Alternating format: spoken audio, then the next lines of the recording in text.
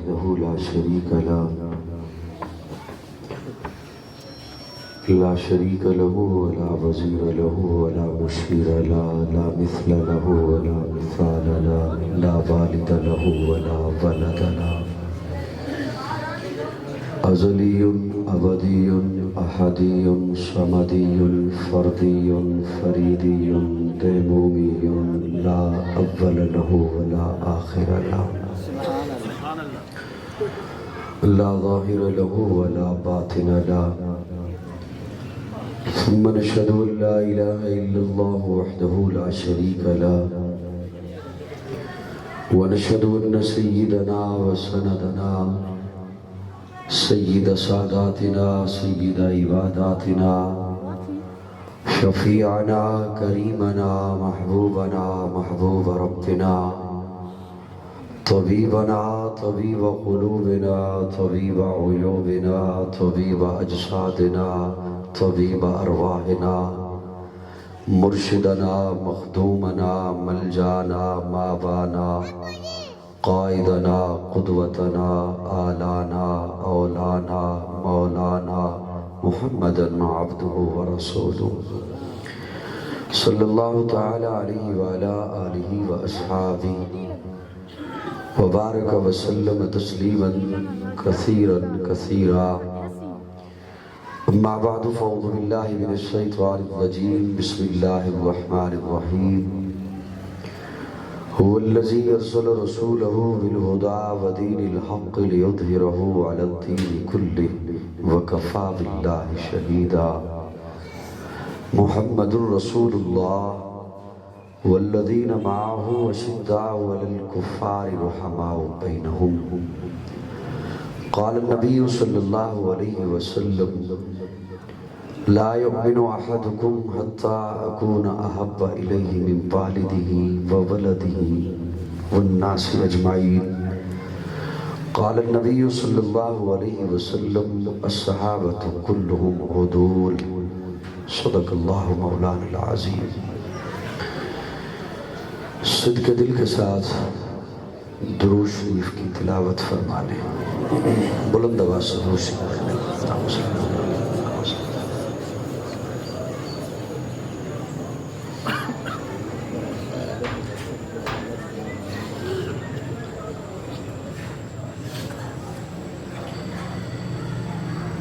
پڑھ لیا جی درود شریف قابل تعظیم علماء کرام معززین علاقہ ایک رب کے حضور جھکنے والی ہر جمعی کو السلام علیکم آج پہلی بار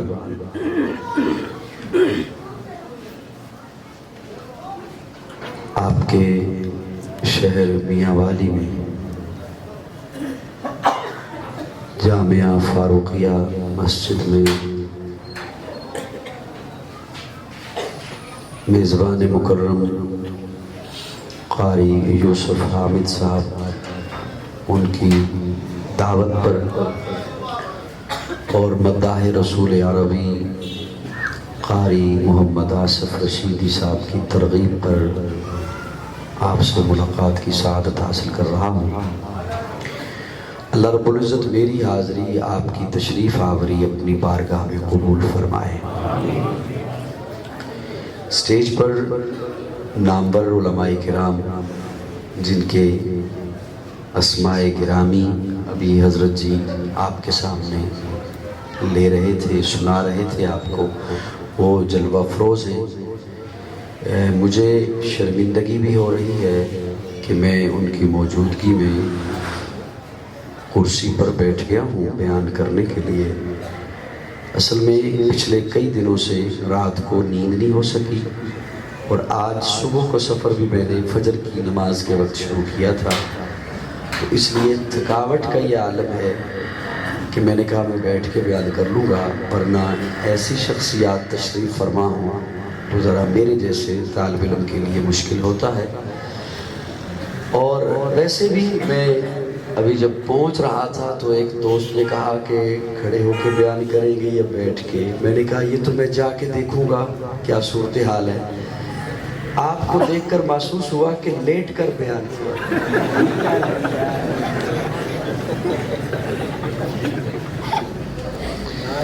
نعرہ تکبیر، نعرہ تکبیر، محمد مصطفیٰ۔ میں اگر اجازت دیں تو قاری یوسف صاحب کو کہوں ایک ایک تکیہ کوئی لاری اڈے سے مالشی پکڑ لائے آپ کے لیے۔ جی ویسے میں پہلی دفعہ آیا ہوں، آواز بھیا اس کی کھولو، اور میرے ذہن میں یہ تھا کہ میاں والی میں ماشاءاللہ پروگرامات ہوتے رہتے ہیں۔ اب آپ کا یہ ذوق بتائے گا کہ یہاں پروگرام ہوتے رہتے ہیں یا میں بھی پہلی دفعہ آیا اور آپ بھی پہلی دفعہ تشریف لائے۔ اللہ آپ کو سلامت رکھے۔ میں قطعی طور پر ایسا نہیں ہے کہ کوئی توہین آمیز جملہ اللہ نہ کرے کہ ایسے میری زبان سے نکلے، کوئی ناراض ہو رہا ہے تو میں پیش کی معذرت چاہتا ہوں اس سے، صرف اس لیے کہ آپ کی توجہ اور دھیان طالب علم کی جانب ہو جائے۔ ٹھیک ہے انشاءاللہ۔ اللہ آپ کو سلامت رکھے۔ آمین۔ آپ کو دعا دیں۔ آمین، بلند آواز سے کہیں آمین۔ کیمرے سٹینڈ پر 3 لگے ہوئے ہیں اور کچھ دوستوں نے خود کو سٹینڈ بنا دیا ہے۔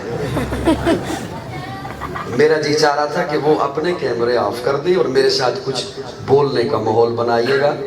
آپ کچھ بولیں گے تو اللہ رب العزت کی عطا سے میں کچھ پیش کر سکوں گا۔ خطیب نہیں ہوں، بہت جملے مجھے حوصلہ افزائی دیتے ہوئے یہاں عطا ہوئے۔ میں عموماً اپنے متعلق کہا کرتا ہوں کہ یہ اس کی شان ستاری ہے کہ اس نے عیبوں پر پردے ڈال رکھے ہیں۔ نہ بادشاہ ہوں دلوں کا، نہ خطیب ہوں میں لفظوں کا، اللہ ساتھ دیتا ہے میں باتیں دل سے کرتا ہوں۔ دل سے جب باتیں کرنی ہے، جب تک آپ کے چہرے پہ مسکراہٹ رہے گی۔ تبدیلی کے دور میں مسکراہٹ ہے تو مشکل، لیکن یاد رکھیے یہ تبدیلی آپ کا احسان ہے ملک میں۔ جی صحیح فرمایا، تھوڑا سا صحیح راز تو نہیں ہو گئے ہو؟ اوئے اللہ کا نام کیا منگنا ہے کھڑے کو؟ ہر جگہ آپ کے تذکرے ہوتے ہیں ماشاءاللہ۔ میں علماء کی موجودگی میں، علماء کرام کی موجودگی میں بہت چھوٹا ہوں، اتنا چھوٹا کہ لفظ چھوٹا بھی مجھ سے بڑا ہے۔ بہرحال ان کی شفقت ہوگی میں کچھ عرض کر سکوں گا، اور اگر میری گفتگو میں کوئی لفظ ایسے آ گئے جو مجھ سے پہلے جو بیانات ہوئے ان میں ہو سکتا ہے، ممکن ہے کہ وہ بیان کیے جا چکے ہوں، تو میں اس کی بھی معذرت چاہتا ہوں کیونکہ وہ میں نے سنا نہیں، اعادہ ہو گیا تو معذرت چاہتا ہوں۔ ایک تمہید ہے چھوٹی سی 5 منٹ کی صرف، وہ تھوڑی سی آپ نے توجہ سے سننی ہوگی، اگلی بات انشاءاللہ آسان ہو جائے گی۔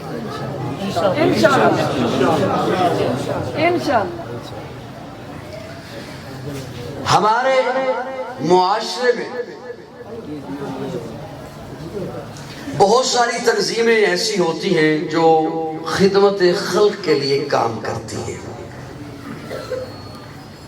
سوچتی ہے کہ معاشرے میں کچھ اچھا ہو جائے،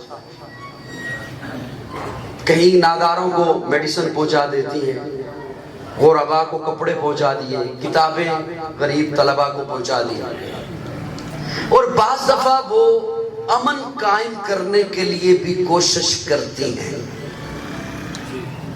آپ کے ہاں بھی ایسا ہوتا ہوگا۔ یورپ کی ایک ویلفیئر سوسائٹی میں آپس میں بیٹھ کر ایک بات ڈسکس کی کہ پوری دنیا میں جتنی بھی لڑائیاں اور جنگیں ہیں وہ مذہب کی وجہ سے ہے، تو کیوں نہ پوری دنیا کو ایک مذہب پر لایا جائے۔ میرا جملہ سمجھایا؟ جیسے یہاں کے کچھ پڑھے لکھے لوگ وہ یہ چاہتے ہیں کہ تمام مسالک ایک مسلک پر آ جائیں،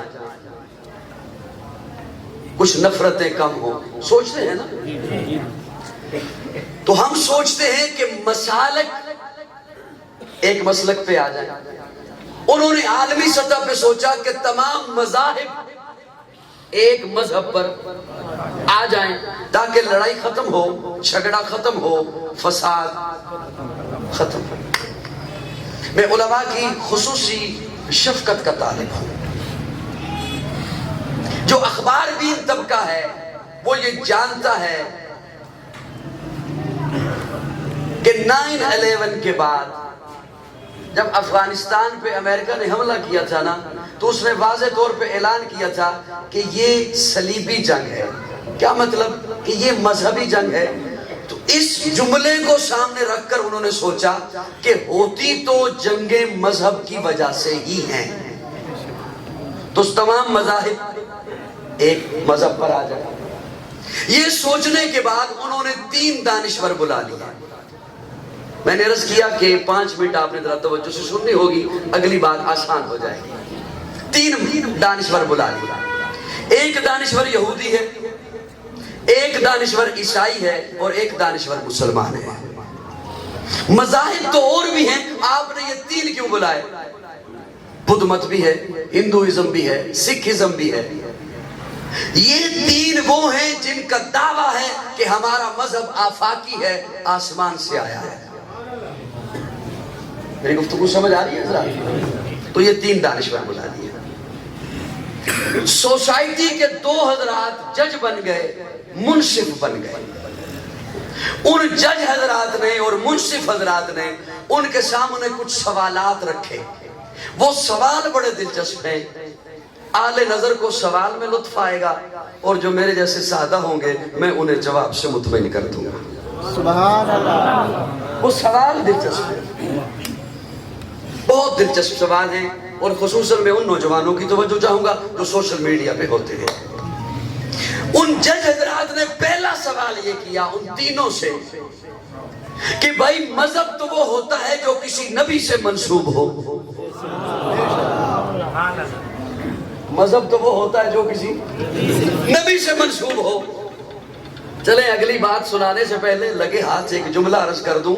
گویا جج کے سوال نے واضح کر دیا کہ جو من گھڑت چیزیں ہوں وہ مذہب نہیں ہوتی.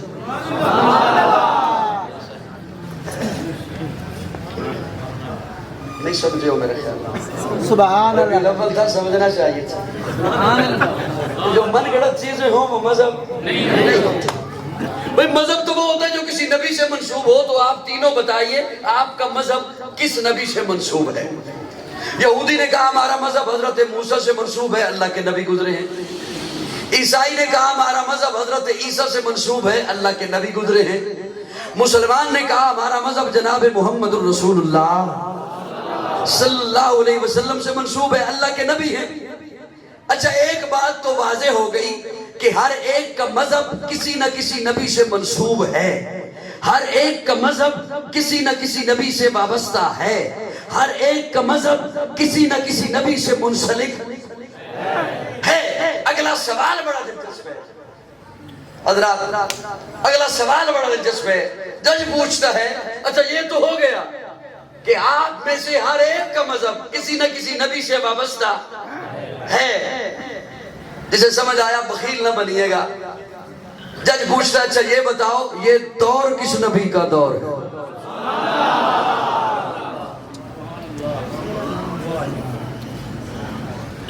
یہ زمانہ کس نبی کا زمانہ ہے؟ یہ وقت کس نبی کا وقت ہے؟ یہودی نے کہا جناب موسیٰ کا وقت ہے، عیسائی نے کہا جناب عیسیٰ کا وقت ہے، مسلمان نے کہا نہیں ہمارے نبی کا وقت ہے. جج نے کہا یوں نہیں، بات ہوگی دلیل سے. تھوڑا سا مسکرا، تھوڑی سی زحمت کرو. بات ہوگی دلیل سے، اور دلیل کے طور پر آپ کو یہ بتانا ہوگا کہ اللہ نبی کو ایک معجزہ دیتا ہے. اگر تو نبی کے گزر جانے کے ساتھ اس کا معجزہ بھی گزر گیا تو اس کا دور گزر گیا، اور اگر معجزہ موجود ہے تو اس نبی کا دور موجود ہے. مثال کے طور پر اگر حضرت سلیمان کی انگوٹھی آپ کو مل بھی جائے، اگر مل بھی جائے، آپ اسے پہن کر درندوں سے، چوپاؤں سے، پرندوں سے باتیں نہیں کر سکتے، وہ ان تک مخصوص تھی۔ اگر حضرت موسیٰ کا ڈنڈا آپ کو مل بھی جائے، آپ اس پر کوئی معجزہ نہیں دکھا سکتے، وہ ان تک مخصوص تھا۔ اگر حضرت سلیمان کا تخت آپ کو مل بھی جائے، آپ اس پر بیٹھ کر اسے ہوا کے دوش پہ نہیں لے جا سکتے، وہ ان تک مخصوص تھا۔ اگر تو نبی کے گزر جانے کے ساتھ اس کا معجزہ بھی گزر گیا تو اس کا دور گزر گیا۔ یہ منتوں والی تقریر نہیں ہے، یہ ایمان سے تعلق رکھنے والی تقریر۔ اگر تو نبی کے گزر جانے کے ساتھ اس کا معجزہ بھی گزر گیا تو اس کا دور گزر گیا، اور اگر معجزہ موجود ہے تو اس نبی کا دور موجود ہے۔ پہلے دونوں دانشور خاموش ہیں، مسلمان کی باری آئی تو مسلمان قرآن اٹھا کے کہتا ہے یہ میرے آقا کا وہ معجزہ ہے جو کل بھی معجزہ تھا، آج بھی معجزہ ہے۔ نعرہ تکبیر! شان محمد مصطفیٰ، شان محمد مصطفیٰ، عظمت قرآن۔ کل بھی اثر رکھتا تھا، آج بھی اثر رکھتا ہے، کل بھی تاثیر رکھتا تھا، آج بھی تاثیر رکھتا ہے، کل بھی دل بدلتا تھا، آج بھی دل بدلتا ہے، کل بھی عقیدے سنوارتا تھا، آج بھی عقیدے سنوارتا ہے، کل بھی اس کے لاکھوں حافظ تھے، آج بھی اس کے کروڑوں حافظ ہیں، کل بھی اس کے ہزاروں عالم تھے، آج بھی اس کے لاکھوں عالم ہیں، کل بھی اس کی حفاظت ہوئی ہے، آج بھی اس کی حفاظت ہو رہی ہے، کل بھی اس جیسی کوئی ایک آیت نہیں بنا سکا، آج بھی اس جیسی کوئی ایک آیت نہیں بنا سکا۔ یہ دور میرے آقا کا دور ہے۔ بے شک اچھا نہیں لگ رہا مجھے ان جملوں پہ منت کرنا۔ یہ زمانہ میرے آقا کا زمانہ، یہ دور میرے آقا کا دور ہے، یہ وقت میرے آقا کا وقت ہے۔ ایک کائنات کی ایک ایک چیز میرے آقا کی نبوت کی گواہیاں دے رہی ہے، کائنات کی ایک ایک چیز میرے آقا کی رسالت کی گواہی دے رہی ہے۔ آقا قرآن کے پاروں میں تیرے نام کا چرچا ہے، چاند ستاروں میں تیرے نام کا چرچا، گلشن کے ہر ایک رنگ میں گل میں تیری خوشبو، رنگین بہاروں میں تیرے نام کا چرچا، موجوں کی روانی میں تلاطم میں بہر میں، خاموش کناروں میں تیرے نام کا چرچا۔ کہتا ہے قمر پھر وہ کبھی انگلی اٹھائیں، انگلی کے اشاروں میں تیرے نام کا چرچا۔ یہ دور میرے آقا کا دور ہے، یہ زمانہ میرے آقا کا زمانہ ہے، یہ وقت میرے آقا کا وقت ہے۔ ابھی تک سارے نہیں مسکرائے۔ یہ زمانہ میرے آقا۔ ایک عرب عالم نے سوچا پیارے آقا نے یہ کیوں فرمایا میں احد سے پیار کرتا ہوں، احد مجھ سے پیار کرتا ہے؟ غار ثور کے بارے میں تو نہیں فرمایا جہاں 3 راتیں ٹھہرے ہیں، غار حرا کے بارے میں تو نہیں فرمایا جہاں پہلی وحی نازل ہوئی ہے، احد کے بارے میں کیوں فرمایا؟ آج کے ترقی یافتہ دور میں ہیلی کاپٹر سے تصویر لی گئی، 8 کلومیٹر پہ پھیلا ہوا احد کا پہاڑ اللہ نے یوں بنایا ہے جیسے لکھا ہوتا ہے محمد۔ ذرا سبحان